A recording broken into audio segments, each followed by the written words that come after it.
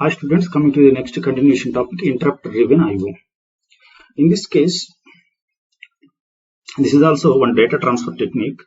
In this case, the CPU will read the data, but with the help of this interrupt condition, we are going to receiving the data from the IO module. So interrupt driven IO basic operation, these are the commands the CPU will issue. So the CPU initially issues a read command, and IO module gets data from the peripheral, which CPU does other work. IO module interrupts CPU, CPU requests the data, IO module transfers the data.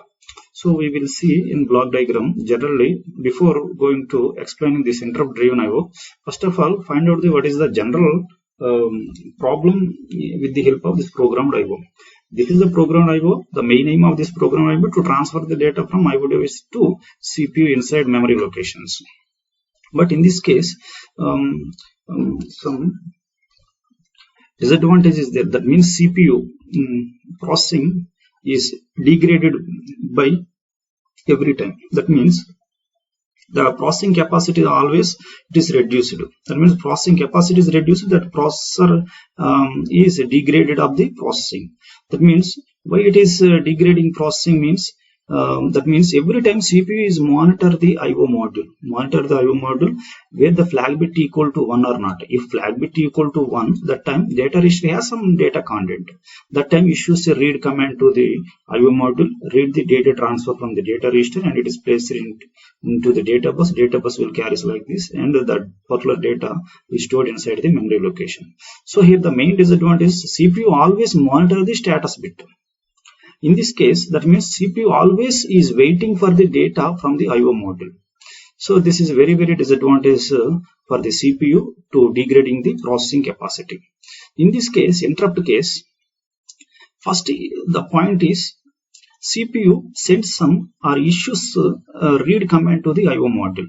That time interface, this IO module interface readed the data from the IO device. It is placed inside the data register. Data is stored inside the register. Once if it is issues read command, CPU is disconnected from the regular environment checking of this flag bit status.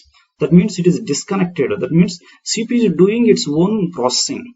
After issuing the read command, CPU is doing its own processing. There is no connectivity from the IO module.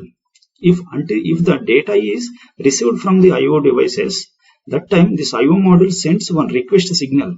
That means one request signal, that is request signal is called as a interrupt. If interrupt signal is received by the CPU, that time CPU, that means if the interrupt signal is received, that means status of the IO module received through this interrupt, that time CPU sends IO read signal to read the data from the data register to data bus, and data bus is carried like this. It is placed into the memory locations inside the CPU. This is the way we are going to transfer the data from the IO module to CPU. Only the technique is, so the CPU is disconnected from the regular environment of the checking status bit of the flag. So if data is valid, that means if you are receiving the data, that time this IO module sends one interrupt signal. After receiving interrupt signal, the CPU will read the data from the data register. Flowchart, interrupt driven IO. In this case, initially issues read command to the IO module. So after issuing, that CPU is doing its own processing. That means doing something, its own processing. So the next step, if interrupter received CPU, that means CPU again it received the status of the IO module. If interrupt is received from the IO module to CPU, that means read the status of the IO module. That time, if interrupt is received from the IO module to CPU, that time it checks the status bit. That means F bit equal to 1. When it happens, that means the data register has some data content inside. If equal to 1, that if the F equal to 1, that data register has some data, it is ready to transfer. So that it read word from IO device, IO module. So IO devices to CPU, we are reading one word. That word is transferred to the memory location. If transfer is completed, that means completely done. So cursor goes to the next instruction in the program. So if the transfer is not completed, cursor goes back to the initial state, again issues the command to the IO module, again CPU is doing its own processing. This is the way we are going to receive the data from the IO module with the help of interrupt request. Next one, the final condition here, simple interrupt processing. Simple interrupt processing means before going to understanding the simple interrupt processing, so listen what is meant by general definition of the interrupt. Interrupt is a signal. If it is occurs, what will happen? If it is occurs, interrupt is a signal. If it is occurs, the cursor breaks the actual execution of the mainline program and it points to the other program, IRET. Interrupt return. Okay, listen. Interrupt is a signal. If it is occurs, it stops the actual execution of the mainline program and it points to the address of the subprogram or special program or another location. It points to another program or subroutine program. After execution of the complete instructions in the subprogram or subroutine program or interrupt subroutine program, the last instruction must be interrupt return instruction. With the help of interrupt return instruction, the cursor goes back to the mainline sequence. Again, it points the address of the next instruction where previously it is calling to the ISR program. The next instruction address always it jumps to or it return to the mainline sequence. It points address of the next instruction. It executes remaining instructions in the program. In this case, so from this instruction to this instruction, if the cursor is jumps, what will happen? The instruction, previous instruction, always status bits, that means conditional status bits, and every processing status is stored inside the one particular memory that is called stack. Stack, STA, stack. Stack is a memory. Stack is a memory, always it holds temporary storage data, and also it will perform some push and pop operations data also.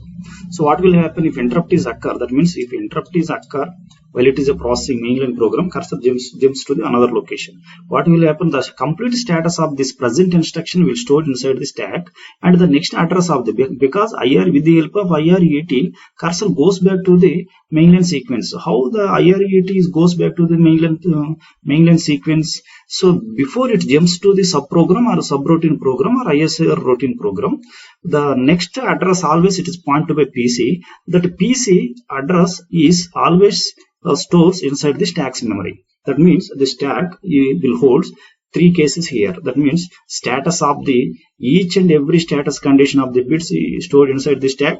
That means base address, stack address, base address, offset address. Both address will stored inside the stack's memory. And save return, that is the base address, offset address is called a save return address.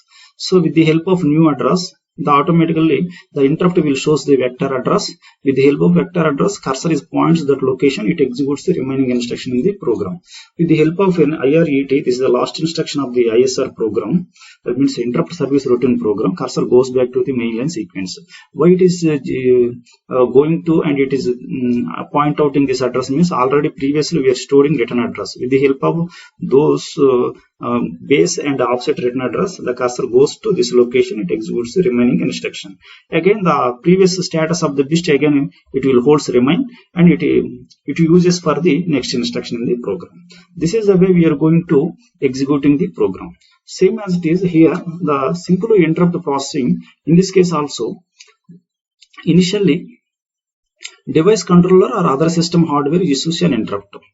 If it is interrupt is occur, the processor finishes the execution of the current instruction. That means this is present current instruction. While it is a processing of this instruction, interrupt is occur, first finishes it current instruction. Then processor signals acknowledges of the interrupt. Processor signals acknowledgement of interrupt. That means processor signals means is there any address location? The vector address is received. Vector address is received. That means previous address. What will happen? Vector address is received, so that the acknowledgement address is received. And next is processor pushes program status word and PC onto control stack. Processor pushes PSW and PC onto the stack. That means PC always pointed by 1, so that this address is stored inside the stack's memory. That means pushed inside the stack, and also program status word, that means status signals, previous status signals of the carry flag, zero flag, auxiliary carry flag, that means each and every flag values are updated for this instruction. Those flag values will stored inside the stacks. That means pushed into the PSW is pushed into the stack, and also PC is pushed into the stack. The next one, processor loads new PC value based on interrupt. So interrupt is occur, the particular interrupt address, it loads interrupt. Next one, save reminder of the process state information. Save reminder of the process state information. This pointing or before calling the interrupt, that means this process state information always is saved inside the stacks memory once again. That means, is there any error conditions or is there any modified data values always stored inside the stack. That means after pushing all those contents inside the stack, the cursor is process the interrupt. After completion of this interrupt processor, with the help of return instruction, again cursor goes back to the mainline sequence, so that it restore. That means previously it is pushed, now it is popped from this location with the help of those address values, those address bus. You see it is pointing to this location. That means restore process state information. Previous so process state information is pushed inside the stacks.